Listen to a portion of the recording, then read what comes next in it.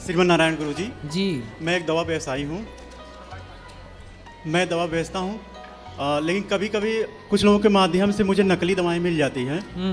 मैं तो दाम असली दाम का देता हूँ, असली दवाओं का, लेकिन मुझे जब जानकारी होती है तो मुझे इस बात का बहुत कष्ट होता है कि किसी मरीज को मेरे द्वारा वो दवा नकली पहुँची। तो क्यों नकली दवा क्यों बेचते हो? Good question, you are a good question. मैं जानबूझ के नहीं बेचता हूँ गुरु जी, मैं तो असली दाम दे के लाता हूँ। लेकिन आपको कोई नकली पकड़ा देता है जी, तो आप लोग देख लिया करो ना कि नकली असली क्या है। महाराज जी 2000 लगभग दवाएं मैं बेचता हूँ। अच्छा, लगभग चेक किया जाता है, लेकिन कई ऐसी दवाएं होती है महाराज जी जो पकड़ में ही नहीं आती है। जब आप खाएंगे या कोई खाएगा और काम नहीं करेगा तो पता चलती है वो नकली दवाएं हैं। समझ रहे हो? समझ रहे हो आप? समझ रहे हो? आपका आगरा सबसे बड़ा हब है इस चीज़ का। अब मुझे समझ में नहीं आता इसके पाप की भागीदारी मैं बनूंगा या वो तो सरकार रोकती नहीं है? करती है महाराज जी, लेकिन सब पकड़े जाते हैं, पैसे में सब छोड़ दिए जाते हैं महाराज जी। शाबाश बेटा, बहुत बढ़िया। ऐसे ऐसे पकड़े गए कि 2-3 करोड़ रुपए दे के छोड़ दिए जाते हैं। अच्छा, ये भी एक कारोबार है। बहुत बहुत दुख होता है महाराज जी, कभी कभी बहुत दुखी हो जाता हूँ इस बात को लेके, डिप्रेस में चला जाता हूँ। मतलब दवाई, मतलब मेडिकल वाले भी नहीं जान पाते कि ये नकली है? नहीं महाराज जी, ऐसी ऐसी दवाएं कॉपी होती हैं कि हम लोग भी इतने 15 सालों से इस व्यवस्था में जुड़े हैं, लेकिन हम लोग भी नहीं पकड़ पाते हैं। अरे बाप रे, ये तो धोती खोल रहा है। अब ऐसे पहले तो आसानी से पकड़ी जा सकती थी, लेकिन अब से मुंह बना दिए जाते हैं कि पकड़ ना पाए कोई। अच्छा। और कई ऐसे मरीज मर जाते हैं महाराज, कोई हार्ट का मरीज है, कोई शुगर का मरीज है।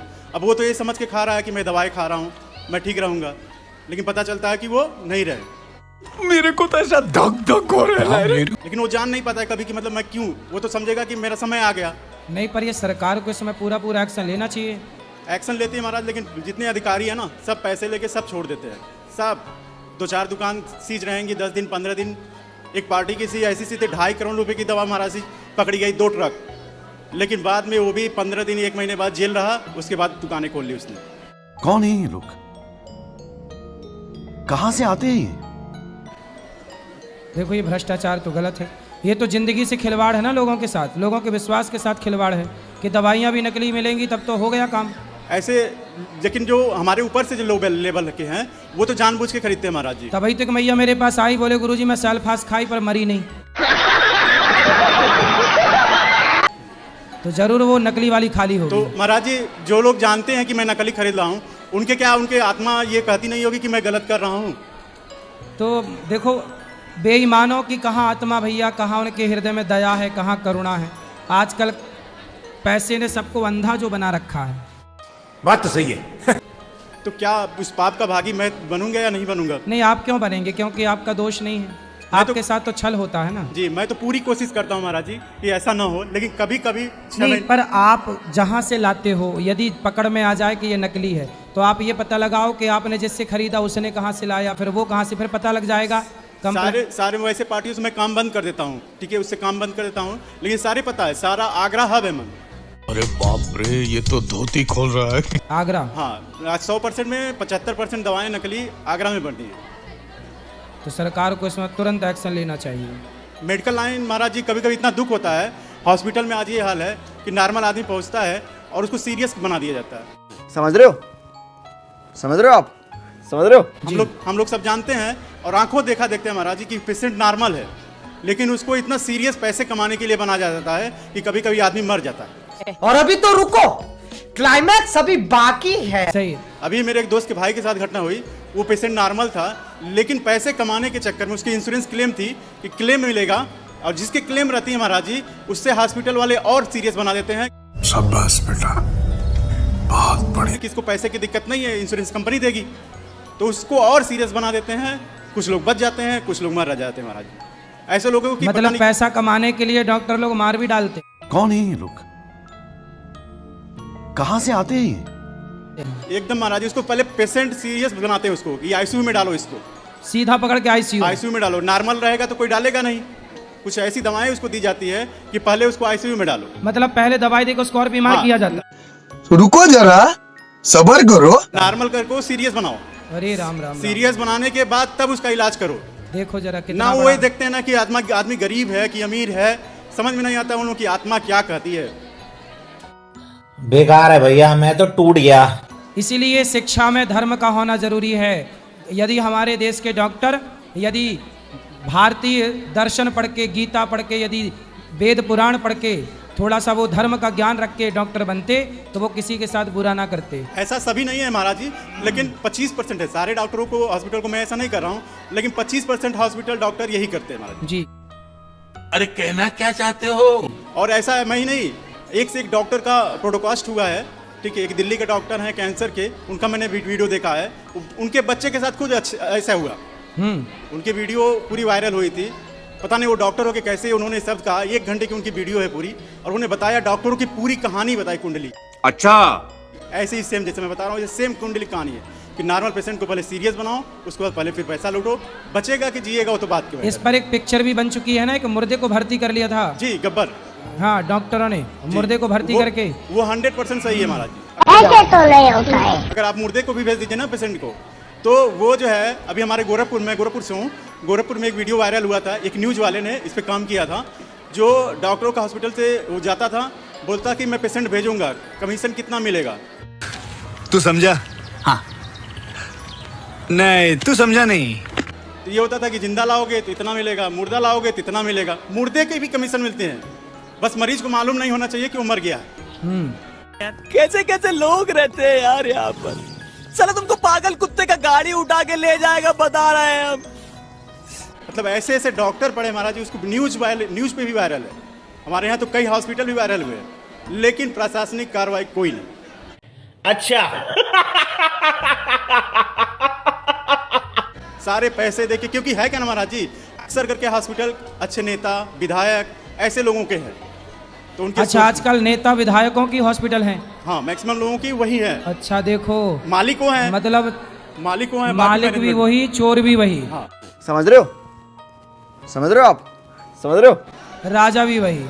अब करो क्या करोगे? केवल एक अकाउंटेंट आम बैठा पब्लिक दिया। केवल मरे। आम पब्लिक के हाथ में केवल मरना है, पिरना है। बाकी अब सही कह रहे हो, बड़े बड़े नेता हॉस्पिटल बना रहे हैं। अब उनके हॉस्पिटल को पकड़ में आए कि ये मुर्दे को भर्ती कर रहे हैं, तो बंद कौन कराए? कंट्रोल कंट्रोल उदय। महाराज जी, मैं आपके माध्यम से ऐसे लोगों को थोड़ा आगाह करना चाहता हूँ कि भगवान से तो डरो, इंसान से ना तो डरो। सरकार को ना बिल्कुल निष्पक्ष करना चाहिए काम। पार्टी का नेता है, इसका मतलब ये नहीं कि बेईमानी करेगा।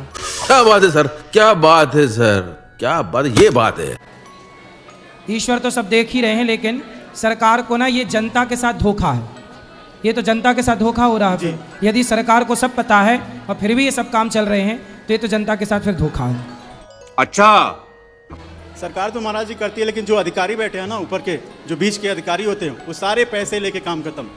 जितना उन बड़ा अधिकारियों को खत्म करें, मतलब जी। हटाएं नौकरी से। जी ये बड़ी अच्छी बात कही आप।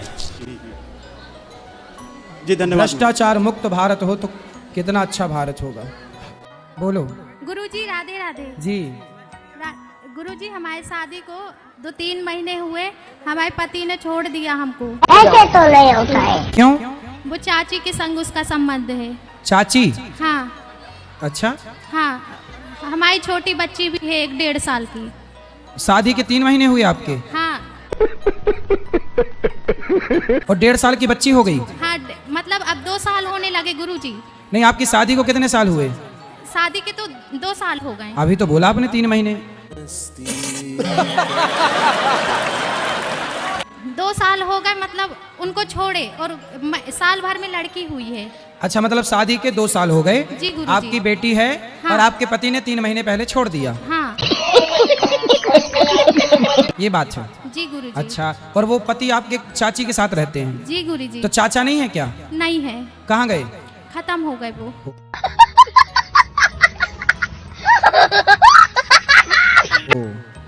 तो चाची और ये सेट हो गए, तो उनको लाओ हमारे पास, समझाए। आपने समझाया नहीं चाची को, चाची हमारा घर काहे बिगाड़ रही है? वो नहीं आई है गुरुजी। हैं? नहीं आई। तो चाची आप समझाओ ना, चाची ऐसा क्यों कर रही है, हमारे घर काहे बिगाड़ रही है? वो गुरुजी सामने ही नहीं करते हैं दोनों। किसका सामना? आपका? हाँ। तो आप जाओ ना सामने, चंडी बन के चाची की छाती में चढ़ो। अच्छा। क्या कर रही है चाची? माँ बेटे का रिश्ता है तेरा इनके साथ, तू क्या गंदगी फैला रही है, रिश्ते तू कलंकित कर रही है। तो अब नहीं हो रहा गुरुजी, केस चल रहा है। अरे कहना क्या चाहते हो? केस चल रहा है? जी। किसने केस डाला? हम ही लोग ने कि वो लेने नहीं आता रहा। आपको लेने नहीं आता? अरे नहीं। लेने नहीं आता तो आप जाओ ना। ये उम्मीद क्यों कर रही हो को लेने आए? वो तो चाहेगा ही नहीं ना कि आप जाओ और अपने ससुराल में रहो, पति के पास रहो। चाची को समझाओ। रुको जरा, सबर करो। अब क्या बताएं गुरुजी हम अपनी परेशानी। वो लोग साथ में सोते थे दोनों। भाई वो तो ठीक, जब तुम घर में मायके में रहोगी तो वो सोएंगे ही। तुम जाओ ना वहां, रहो पति के साथ। समझ रहे हो? समझ रहे हो आप? समझ रहे हो? हमारे सामने भी सोते थे, बीच में हमारे मिस्टर सोते थे, आजू बाजू हम दोनों। तो चाची बीच में घुस जाती थी सोने के लिए? हमारे मिस्टर सोते थे। साले का खोपड़ी तोड़ साले का।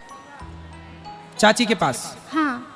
तो चाची, आप अपने पति के पास रहो, चाची को समझाओ कि चाची ये क्या कर रही हो, तुम इसकी माँ हो। चाची तो माँ की तरह होती है ना। जी गुरुजी। उसको समझाओ कि इस रिश्ते को क्यों तुम बदनाम कर रही हो। वो नहीं मानती, कहती है हम उसके बिना नहीं रहेंगे। चाची बोलती है? जी गुरुजी। ले, वो पति को मारे कितना टाइम हो गया? उनको बहुत, जब हमारी शादी नहीं हुई थी, जब वो तो नहीं चाची थे। के बच्चे नहीं हैं? Good question, you are a good question. हैं। कितने बड़े? 19, 20 साल के। तो उनको पता नहीं है ये सब? वो जानते हैं मगर कुछ नहीं बोलते। अरे तो बड़ा गलत कर रही है चाची, तुम्हारा घर बिगाड़ के रखा है। देखो मैं आपको बताऊं जी कि आप अपने पति को समझाओ और चाची को भी समझाओ और दोनों का तलाक कराओ जी और गुरुजी। तुम प्रवेश करो। बात तो सही है। अब देखो, दिल लगा गधी से तो परी किस काम की, ये कहावतें ऐसे नालायकों के लिए बनी हैं। जी गुरुजी। वो नालायक हैं, अब क्या समझाएं, क्या क्या कहें।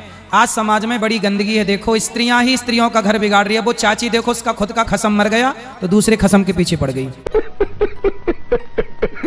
वो कहती ऐसी नारियों को बिल्कुल दंड देना। ऐसी नारियां ही घोर नरक में जाती हैं। जी गुरुजी, वो कहती है कि हम दहेज के लिए शादी करे थे। अच्छा, आपसे? हाँ। पति बोलता है? हाँ, वो भी बोलता है, वो भी बोलती हैं। पर तुम अपने पति के पास ही रहो और गुरुजी। चाची के लिए ना तुम काली बन जाओ। जी गुरुजी। चाची की छाती में चढ़ के मूंग धरो उसकी छाती में।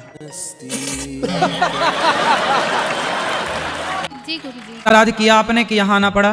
महाराज जी सबसे छोटा सा केस है हमारा। क्या? 328 के केस में महाराज जी। 328? हाँ महाराज जी। ये क्या होता है?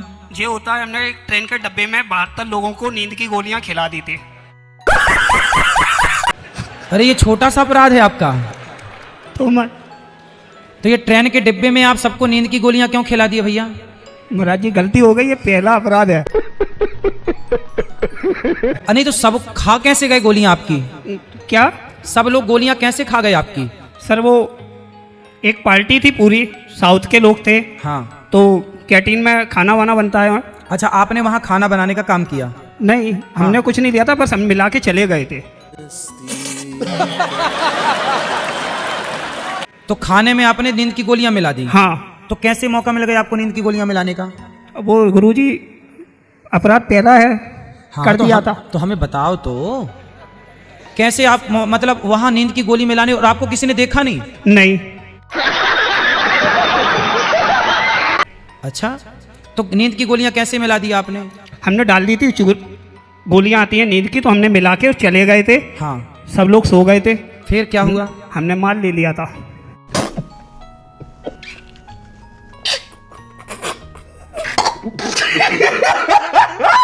फिर सबका माल चोरी कर लिया आपने? हाँ, हमने चोरी कर ली थी। वाह।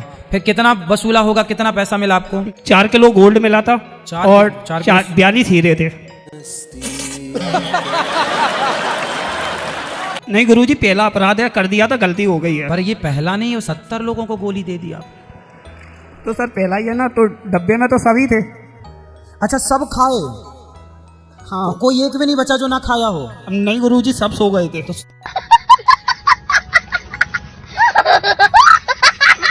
तो कितने बड़े खबक्कड़ थे, सारे खा गए। कोई तो रहता रात्रि को जो बोलता नहीं जी आज हमारा पेट भरा, नहीं खाएंगे। फिर जितना चुराया सब वापस किया?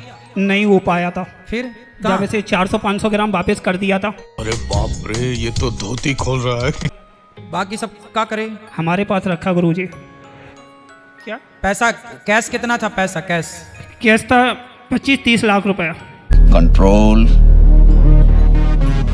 Control, Uday.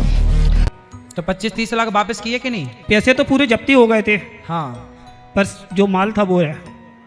ठीक है, तो अब वो करोगे नहीं करोगे? अब नहीं करेंगे गुरुजी कोई काम। नहीं, माल वापस करोगे कि नहीं? नहीं। नहीं।